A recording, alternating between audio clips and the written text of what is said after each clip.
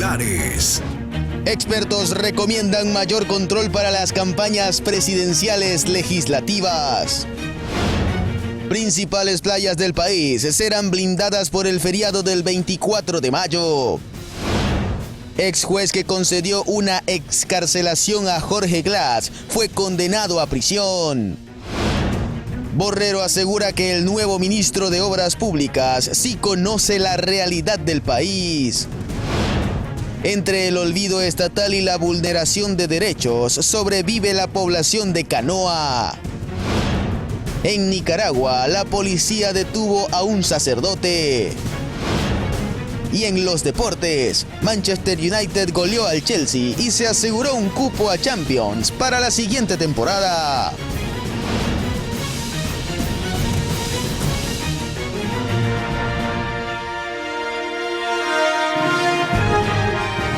Esto es Noticias Soromar, de las 9 de la noche, con la conducción de Juan Pablo Trampos.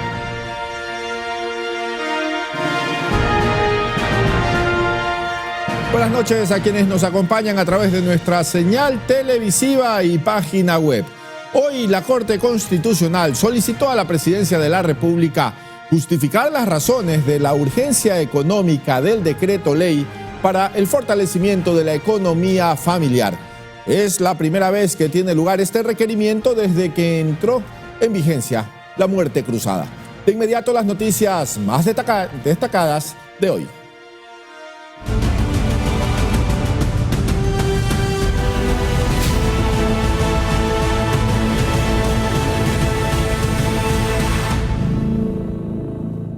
Marlon Santi, coordinador de Pachacutic, hizo pública una carta solicitando a Leonidas Issa que asuma la candidatura a la presidencia en las elecciones 2023.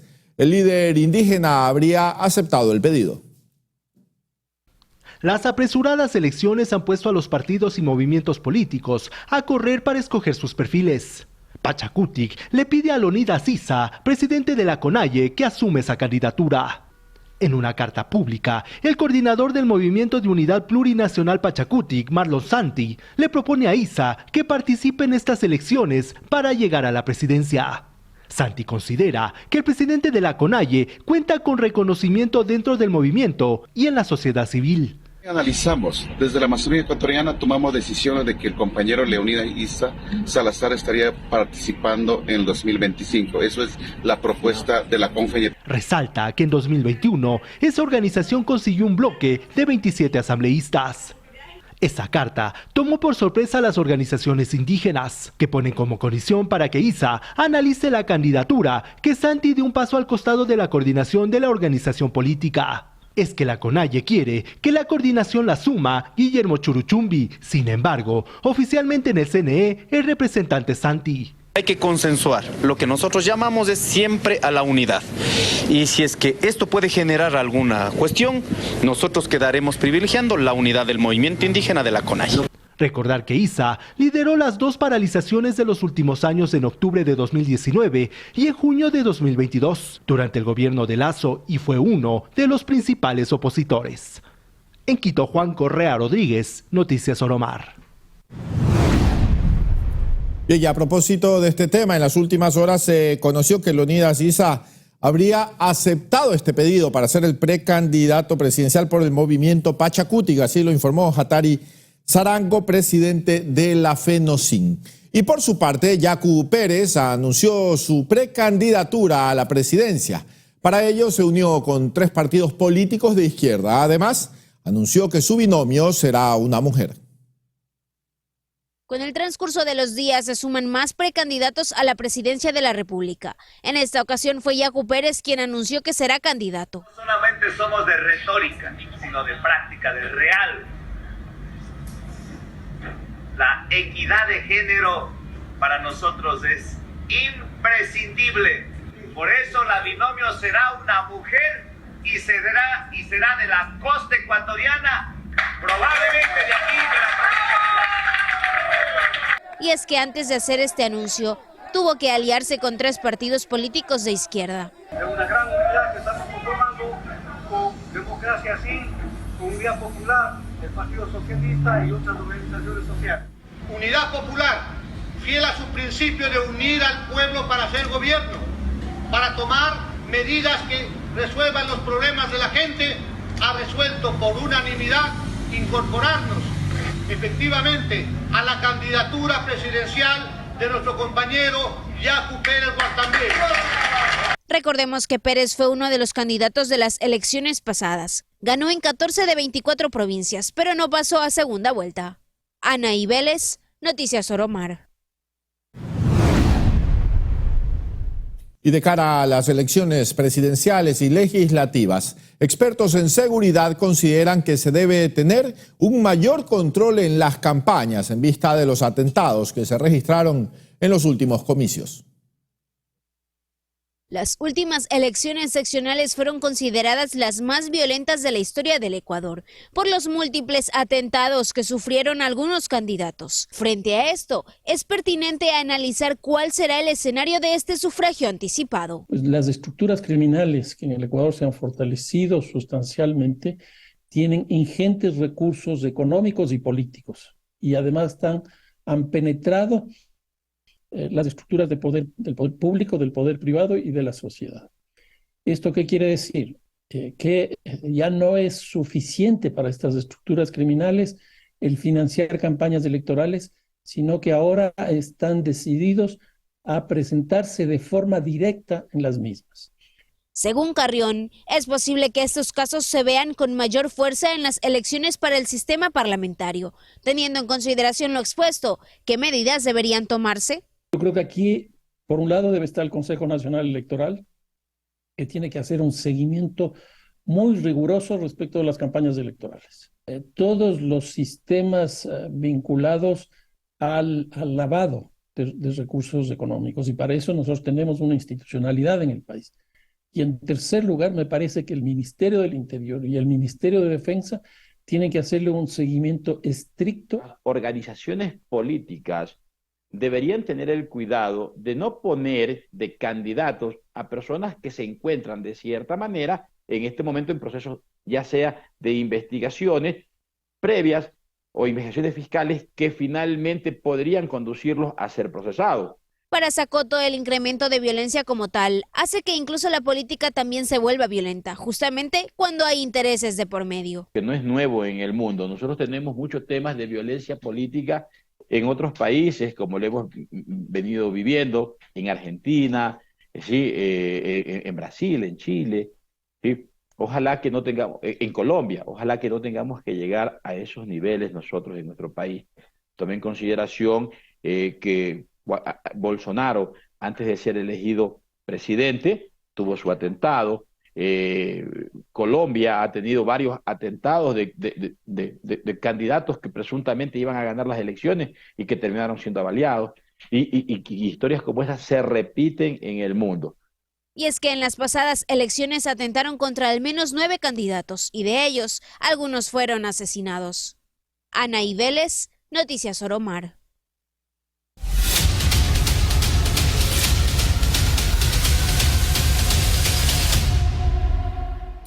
Y mucha atención porque en la lucha contra el tráfico y la explotación sexual infantil, delitos que sobre todo están presentes en zonas vulnerables, una ONG internacional en coordinación con otras instituciones llegó con ayuda a la parroquia de Canoa, ubicada en el norte de Manabí.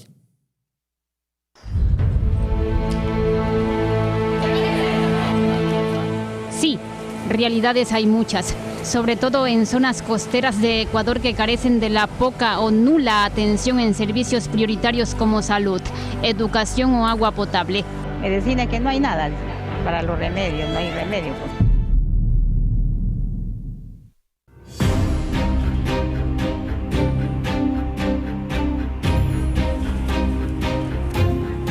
La parroquia Canoa, ubicada en la zona centro-norte de Manabí, es un claro escenario y justamente allí operaba una red de pedófilos, la misma que ya fue desarticulada. Son personas extranjeras, ellos llegaron desde Europa, tuvieron un modus operandi de internarse en la población de Canoa, en una población, una parroquia de acá de la provincia de Manabí, con el objetivo de reclutar a menores de edad con el objetivo de realizar actos de violencia sexual y realizar también temas de pornografía infantil. Hemos recolectado nosotros ya los elementos de convicción y este momento está en la responsabilidad de la Administración de Justicia. Estas escenas se han convertido reiteradas e incluso la población convive con estos delitos que atentan contra la integridad de las personas. Te digo que estamos enfocados en Canoa. A nuestra organización se dedica a apoyar a lo que es en realidad las autoridades en combatir contra el delito de trata, como la explotación, sea explotación sexual o laboral, sea de niños, mujeres o comunidades vulnerables. Y nuestro interés es para, claro, que esto es un modelo que si Dios quiera pudiera ser que otros adaptan.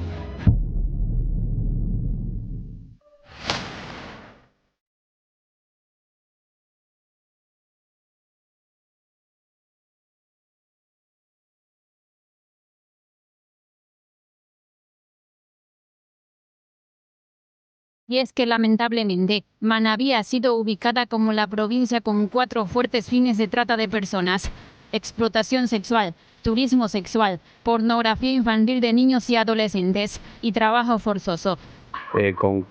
Para cometer otro tipo de delitos, hay explotación, trata de personas con fines de pertenecer a organizaciones armadas, delincuencia organizada, etc.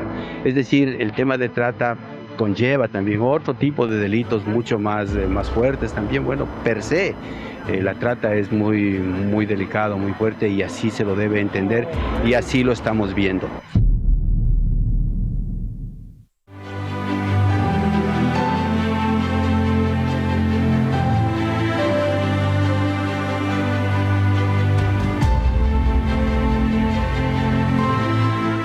Que fue creada con la finalidad de realizar acciones para rescatar a los niños del tráfico sexual y la explotación sexual. Llegó con ayuda a Canoa. A esto también se sumó la Unidad de Investigación de Delitos Transnacionales. Sí que aquí tenemos esta brigada de médicos, dentistas, que están prestando su servicio, todo por voluntad, a la comunidad. Odontólogos vieron 450 pacientes. Nutricionista vieron 250, pediatra ayer vio 55 y el médico general vio más de 110 por los 2 días. La OUR contabilizó que en esta ocasión unas 700 personas recibieron atenciones. Con imágenes de Daniel Moreira, Belén Mendoza, Noticias Oromar.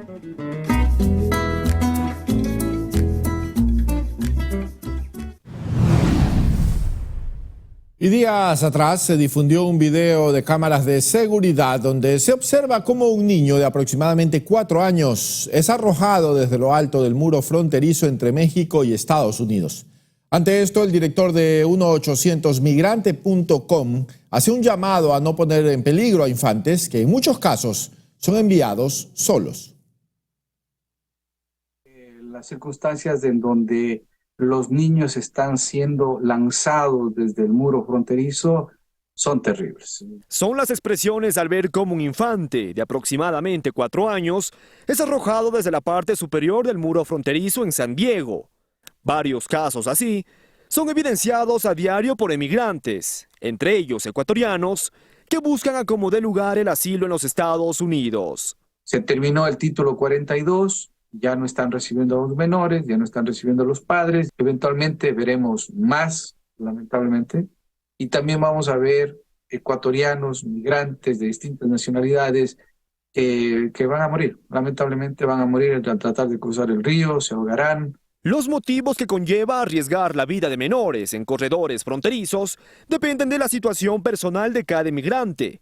Una de las razones principales es creer que un niño no podría ser deportado a su país natal.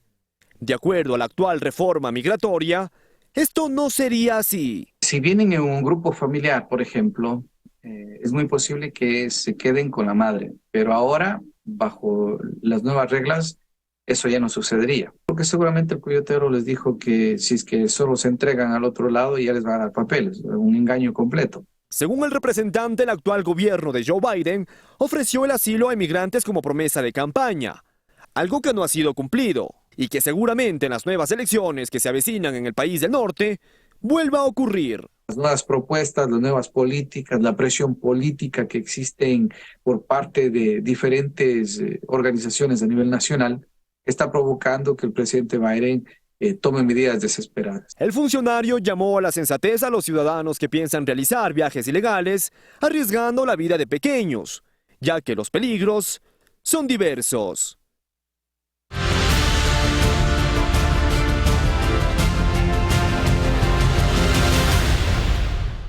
El ministro del Interior, Juan Zapata, y las principales autoridades de la Policía Nacional informaron sobre el operativo de seguridad para el feriado por el 24 de mayo. Tras la matanza en Montañita, aseguran que pondrán énfasis en hacer más patrullajes en las principales playas del país. En el operativo participarán más de 44.000 servidores policiales. Ellos estarán desplegados a nivel nacional, a través de los 3 ejes: preventivo, investigativo y de inteligencia. La finalidad, garantizar la seguridad ciudadana y el orden público, además de evitar actividades delictivas en el país.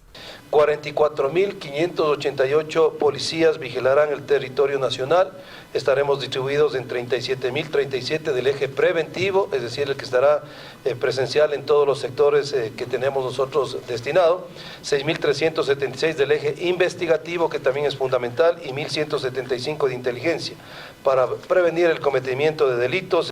En cuanto a la logística, se activarán aeronaves, unidades móviles, ambulancias, motocicletas y patrulleros que estarán ubicados en puntos estratégicos y que servirán para brindar el patrullaje preventivo. Los uniformados específicamente se ubicarán, por ejemplo, en terminales terrestres, en parques, en centros comerciales y, en definitiva, en lugares de gran afluencia de personas. Para ello se han desplegado operativos especiales antidelincuenciales dedicados a la perfilación y al levantamiento de personas sospechosas en los ejes viales seguros. De los puntos de concentración dinámica también están dispositivos especiales que nos permiten garantizar que las personas estén seguras en los lugares que se van a realizar. Tras la matanza en Montañita, aseguraron que pondrán mayor énfasis en hacer más patrullajes en las principales playas del país. Nosotros vamos a poner operativos especiales en sectores turísticos, en sectores de playas, especialmente en balnearios como Montañita, como Manta, como Salinas, como Esmeraldas. Es decir, todas las playas de Manabí están contemplados para que la ciudadanía vaya con absoluta tranquilidad. Estamos 100% operativos, estamos pendientes de la seguridad. En lo que respecta al área turística, Silvana Ramírez, viceministra de Turismo, con cifras señaló que al menos 52 actividades productivas se darán a lo largo del feriado. Durante los 3 primeros feriados de este año ya vamos con un acumulado de 188 millones en gasto turístico. El operativo de seguridad por el 24 de mayo, que empezó este jueves, se extenderá hasta las 6 de la mañana del próximo lunes. En Quito, Juan Correa Rodríguez, Noticias Oromar.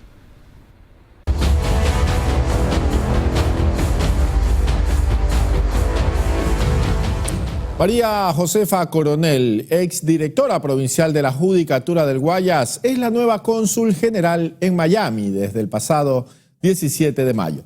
Así lo dio a conocer la Cancillería del Ecuador. Sin embargo, el cargo lo empezará a ejercer desde el próximo 1 de junio, aunque su designación ya ha sido cuestionada por algunas figuras políticas como el ex canciller Fernando Yepes, quien aseguró esto es un abuso sin precedentes por parte del gobierno.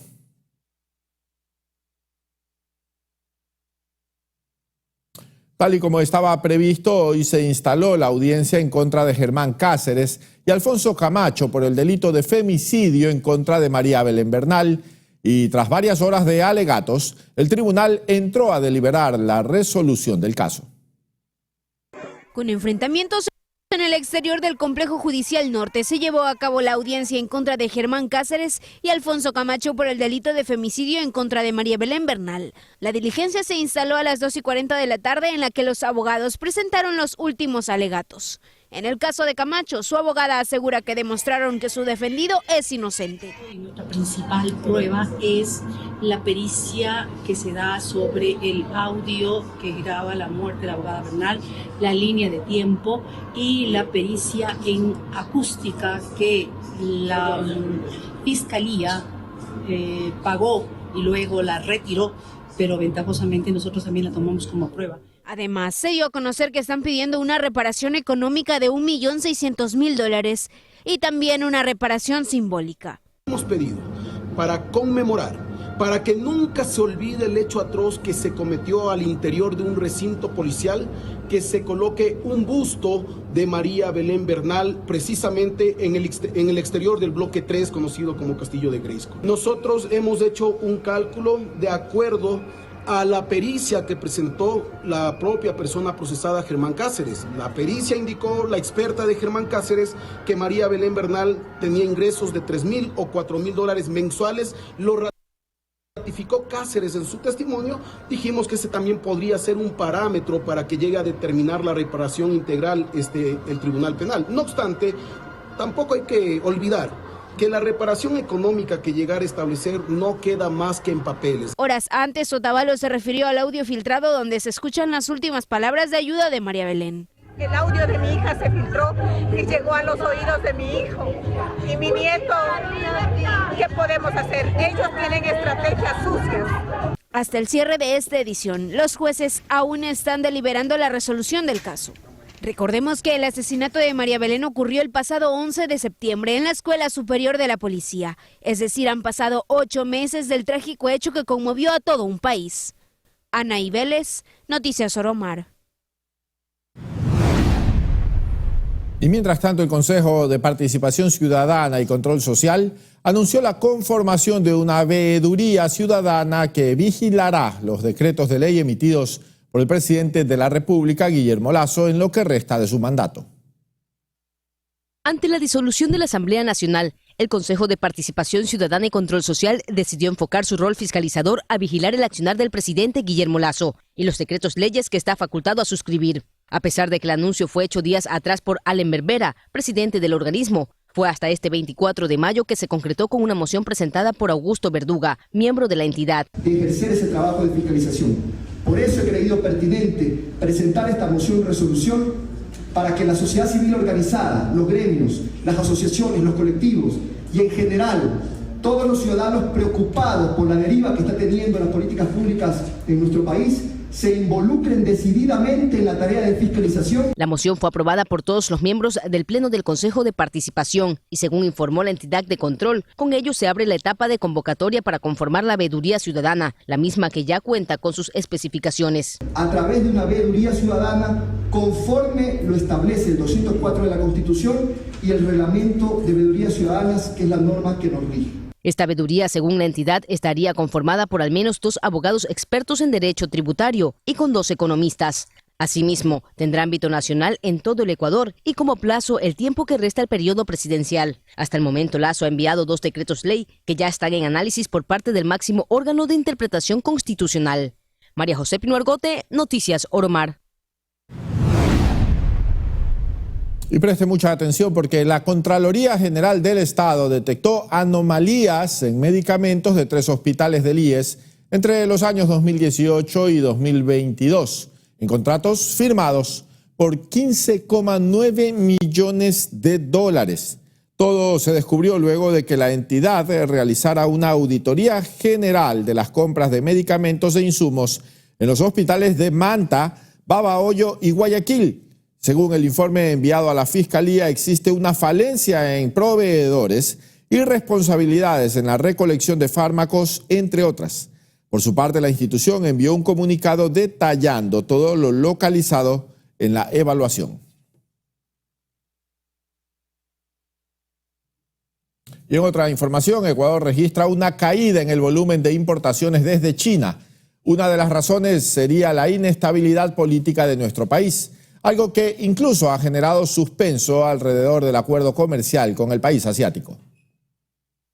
El volumen de importaciones desde China durante el primer trimestre de 2023 registra una reducción del 8% frente al mismo periodo de 2022. Y es que Ecuador importó de enero a marzo 534.417 toneladas de productos chinos. Esto en valor se traduce a 1.353 millones de dólares, un 16% menos que en 2022. Según Felipe Rivadeneira, presidente de la Federación Ecuatoriana de Exportadores, FEDEXPOR, la disminución se da en materias primas y bienes de capital, lo cual refleja una caída en las inversiones del sector productivo del país, pues el 77% del volumen de importaciones desde China está relacionado a este ámbito. Una de las razones de esta baja sería la inseguridad e inestabilidad política por la que atraviesa el Ecuador. Y es que el sector industrial ecuatoriano estaba a la expectativa de la reducción de costos de importación en vista del convenio comercial con China. Sin embargo, esto quedó en pausa con la muerte cruzada, pues la nueva asamblea, que debería instalarse en 6 u 8 meses, tendrá que aprobar dicho acuerdo. Tania Loor, Noticias Oromar. Y antes de irnos a nuestro primer corte comercial, queremos recordarles que en www.oromartv.com pueden disfrutar de nuestra señal en vivo, así como volver a ver todos los noticieros anteriores y sus programas favoritos. Conéctense ya a la red Oromar. Enseguida volvemos con más información.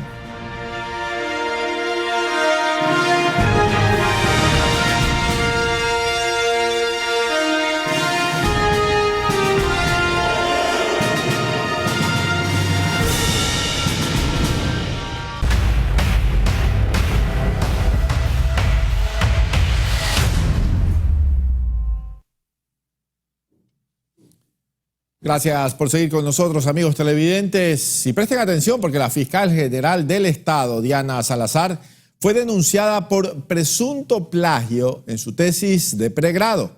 El hecho fue planteado por el colectivo jurídico Acción Popular.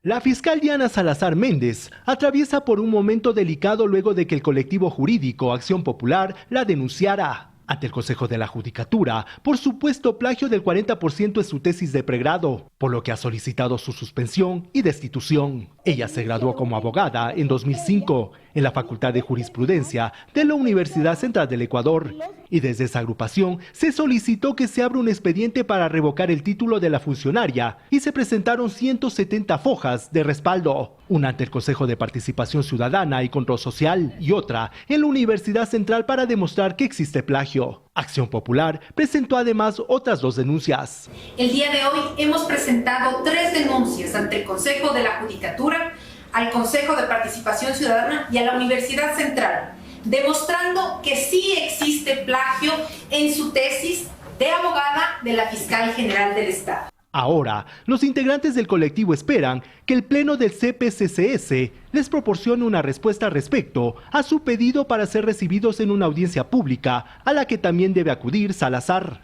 Le hemos entregado también al Consejo de la Judicatura un cuadro comparativo en donde se muestra cuáles son los plagios que ella ha realizado en su tesis y a qué autor le corresponden dichas ideas. Para Ramiro García Falconi, ex subdecano de la Facultad de Jurisprudencia de la UC y presidente del Instituto Ecuatoriano de Derecho Penal, el caso de la tesis de la fiscal debe ser analizado con cuidado.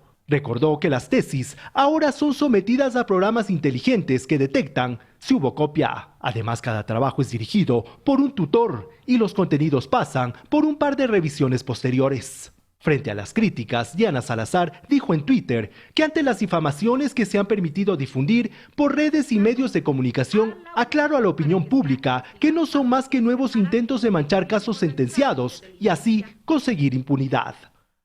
En Quito, Juan Correa Rodríguez, Noticias Oromar.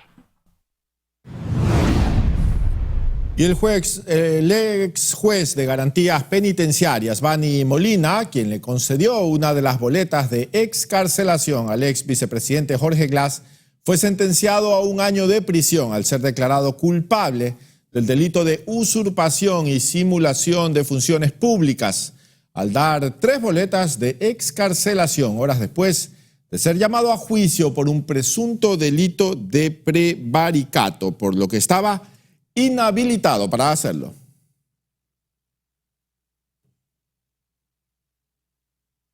Y mientras tanto, el vicepresidente Alfredo Borrero cumplió agenda en la provincia de Manabí e indicó que con el nuevo ministro de Transporte y Obras Públicas están realizando un estudio de intervención para las carreteras destruidas.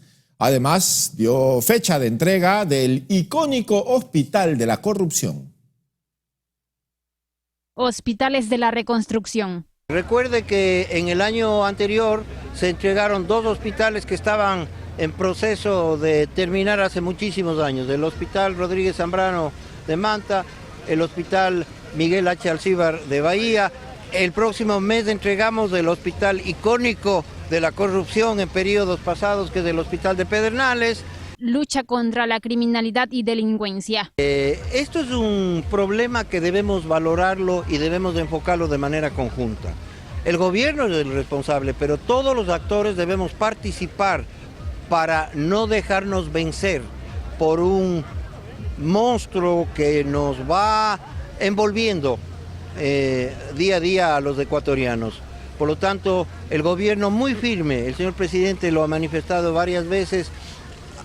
Hace 2 días hicieron una serie de allanamientos en el Cantón Durán, en varias otras partes del país, pero todos los ciudadanos tenemos que apoyar. Deteriorada y abandonada vialidad. El tema vial, y no es un justificativo, el invierno ha sido muy fuerte, se han llevado más de 30 puentes y han destruido muchas vías, pero creo que estamos en el momento de resolver los problemas. Usted lo acaba de mencionar, Cuenca está aislado, no puede salir al sur, al norte, no hay forma de ir a Guayaquil. En Manabí pasa igual, y no solamente son las vías grandes, debemos fortalecer las vías de segundo y tercer nivel, es importantísimo.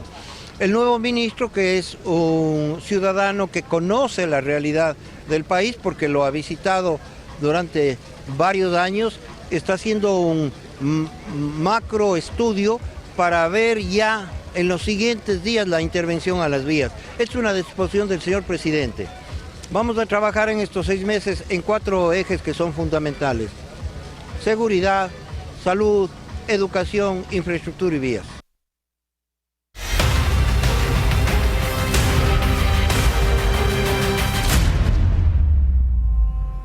Y se llevó a cabo el primer COE cantonal en Guayaquil con la finalidad de desarrollar acciones de prevención y preparatorias ante la declaratoria de alerta amarilla por la posible llegada del fenómeno El Niño. El alcalde del puerto principal, Aquiles Álvarez, indicó que se activaron las mesas técnicas del COE cantonal para analizar las situaciones climatológicas y, de esa forma, estar preparados ante el posible evento climático. Y la mañana de este jueves, en la provincia de Puerto Bolívar, se reportaron numerosos daños por el fuerte temporal invernal. Los cantones de Guaranda, Caluma, Echeandía y Las Naves, así también como varias parroquias y sectores, quedaron gravemente afectados por las lluvias que ocasionaron la destrucción de un puente debido al desbordamiento del río Suquibí. Además, en la provincia hay alrededor de 100 viviendas a punto de colapsar, deslizamientos de tierra y recintos incomunicados. Según la empresa pública CENEL, se han destruido algunos postes, dejando a los ciudadanos sin servicio eléctrico. Hasta el momento no se han reportado víctimas mortales ni heridos. Ante esto, el MIES arribó con técnicos a los lugares afectados para realizar el levantamiento de la información y prestar ayuda inmediata. Y continúan las acciones de verificación en torno al dragado del río Guayas. La prefecta Marcela Aguiñaga visitó los terrenos donde se depositarán los sedimentos que serán extraídos. La prefecta del Guayas, Marcela Aguiñaga, visitó el terreno de 240 hectáreas donde se depositará el sedimento del río Guayas. Durante su visita al campamento ubicado en Durán, la prefecta señaló que el sitio está listo para recibir los residuos que se extraigan del afluente. Sin embargo, la empresa contratista a cargo del dragado aún no ha conseguido ciertos permisos y solo se ha desaduanizado el 60% de las tuberías necesarias para el transporte del sedimento. Ya están listas para recibirlo, se ha ido avanzando en eso. Esto es una de las actividades que tiene dentro del cronograma el consorcio. Pero aparte de eso, por supuesto, tenemos que prepararnos con otras complejidades, ¿no? Como que esté armada la tubería, como que ya finalmente la tubería esté en el agua, como que la draga ya esté finalmente operativa al 100%. Aguiñaga advirtió además que la contratista tiene un plazo de 30 días para iniciar con las operaciones del dragado y que se están realizando todas las diligencias desde la prefectura para que esto sea posible antes de la llegada del fenómeno de El Niño. Vamos a garantizar que el contratista cumpla. El contratista lo que tiene que hacer es cumplir, si no las multas, y si no, pues después vamos a tener que tener sanciones de índole legal mucho más complicadas. Posterior a esta visita, la prefecta realizó un recorrido por varias vías concesionadas de la provincia, entre ellas la Durán-Tambo, Durán-Boliche, el ingreso a Yaguachi y el Puente Alterno Norte, y las estaciones de peaje de las mismas. Nos vamos a una nueva pausa comercial, amigos televidentes, y más adelante preste atención, porque una banda delictiva fingía ofrecer créditos a través de redes sociales para secuestrar a los necesitados.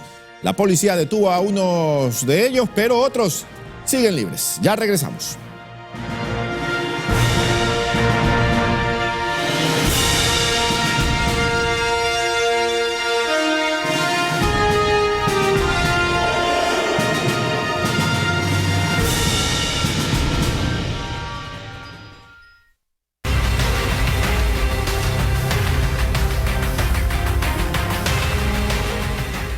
Iniciamos este bloque informativo en Guayaquil, donde un hombre fue asesinado al pie de una panadería ubicada en Monte Sinaí. La víctima registraba antecedentes penales y hace pocos días ya habían atentado contra su vida. Todos lo tenían bien conocido en la cooperativa Ebenecer de Monte Sinaí. Jimsu andaba en problemas. Semanas atrás ya habían intentado matarlo. Esta vez lo lograron. Se ha identificado una persona de 49 años, tiene una discapacidad. Ya estaba sin signos vitales a la llegada de la primera unidad policial. La unidad de criminalística ha encontrado unos indicios balísticos donde ha caído el ciudadano. El fallecido había llegado a la panadería a comprar cuando sujetos desconocidos llegaron y le dispararon varias veces. Hemos verificado en el sistema informático policial, tiene 3 antecedentes, 2 por robo y 1 por microtráfico, el último en el 2007. Ese es el tema de este ciudadano. El señor ha venido acá, ha salido temprano, más justo en la panadería donde le han victimado, aparentemente solo a comprar pan en este local comercial. Y le han venido 2 motocicletas, de lo que se puede escuchar por versiones de la comunidad, 2 motocicletas con 2 ocupantes, y le han proporcionado los disparos al ciudadano. La zona está gobernada por bandas de microtráfico de drogas que constantemente disputan espacios y territorio para vender droga al menudeo. En esa guerra cayeron 4 más horas más tarde en el mismo lugar. Cristian Arias, Noticias Oromara. Y un joven universitario resultó herido luego de que un delincuente lo asaltó. La víctima puso resistencia y el antisocial le pegó un tiro en la pierna. El hecho desata el pánico entre los padres de familia que acompañan a sus hijos a la estación del bus. Ocurrió cerca de las 7 de la mañana en la estación de Sauces 8, donde los estudiantes del ESPOL abordan el expreso que los lleva al campus. Un joven no se dejó robar, forcejeó con el asaltante y este le dio un tiro en la pierna. El joven estaba en estado así, no sé cómo se dice, pero estaba bien pálido.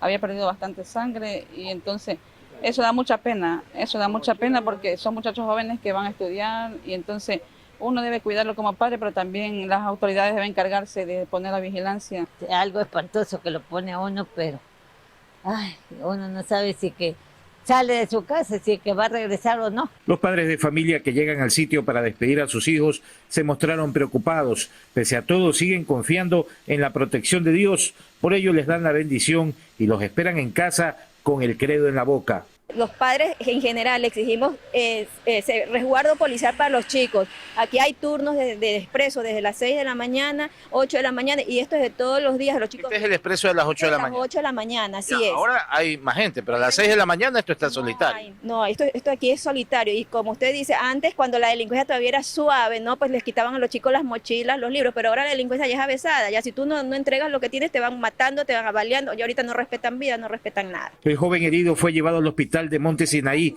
El tiro pudo haber comprometido una arteria vital debido a la gran hemorragia que soportó. Hasta el cierre de esta edición se encontraba estable.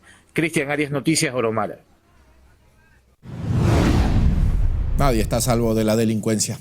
Y un ex policía de nombres Edwin Vladimir Casierra Lara fue asesinado en el interior de su vehículo cuando se encontraba cerca de su domicilio ubicado en la ciudad de La Sabanes 3, norte de Guayaquil.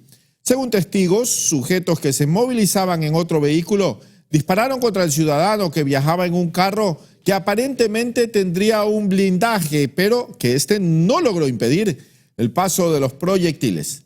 Casierra Lara había formado parte del GAO, Grupo de Apoyo Operacional, unidad de la policía que fue ampliamente cuestionada en su momento. Debido a ello, había enfrentado sentencias en algunos procesos. Según testigos, estuvo varios minutos en el carro a la espera de una ambulancia, cuya unidad llegó con personal paramédico que agotó los esfuerzos por trasladar y auxiliar al herido. Sin embargo, todo fue en vano y el hombre finalmente murió.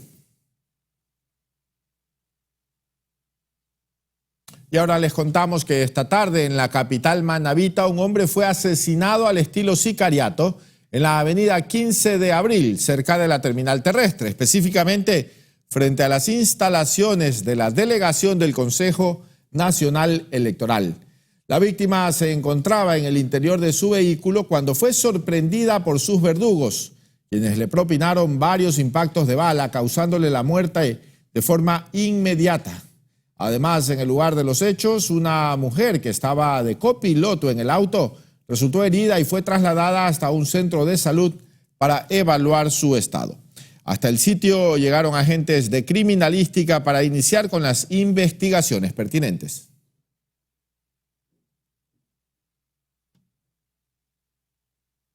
La camioneta causante de este asesinato, inmediatamente en este momento estamos verificando, ya que aparentemente estos ciudadanos van por un callejón del sector y se suben en unas motocicletas que le han estado esperando en el lugar.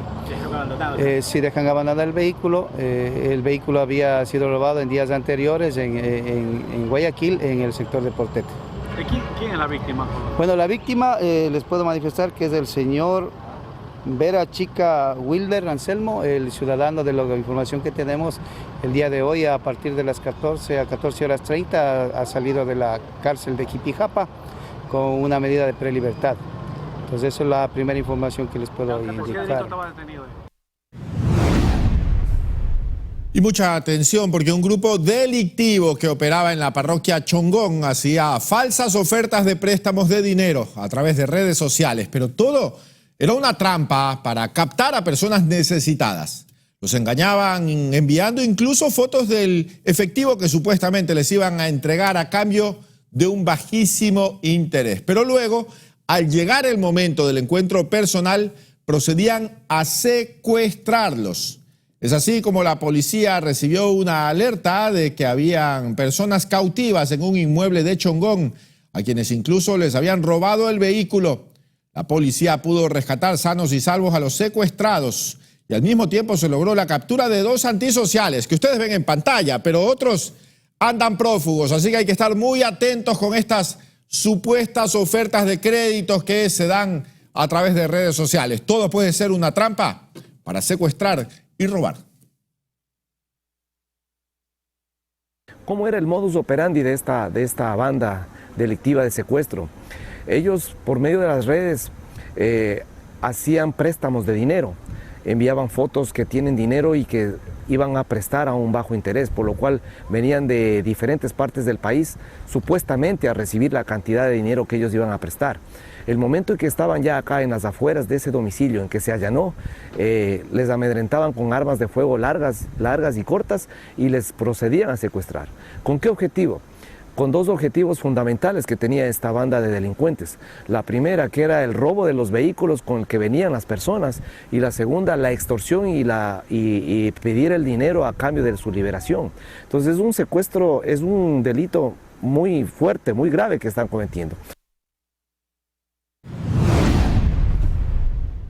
Y a través de operativos de investigación, la Policía Nacional logró decomisar dinero falso.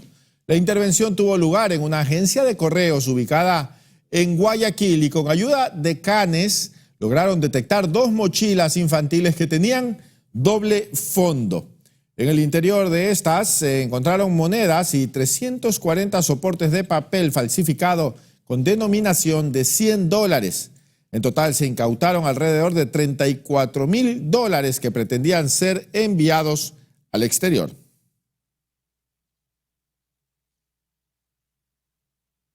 Y pasamos a revisar el accionar de los antisociales captados por cámaras de seguridad. Uno de los casos más recientes se reportó al norte de Quito, donde sujetos armados desvalijaron a los propietarios de una panadería. Al norte de Guayaquil, una pareja fue interceptada por sujetos que se movilizaban en un vehículo. Los ciudadanos fueron sorprendidos cuando llegaban a su vivienda y pretendían ingresar por el garaje del domicilio. Los delincuentes utilizaron armas para amedrentar a sus víctimas, y es que en las imágenes es posible observar cómo los antisociales incluso disparan al aire. A pesar de que una mujer logró ponerse a buen recaudo, los demás ocupantes del automotor sí fueron desvalijados.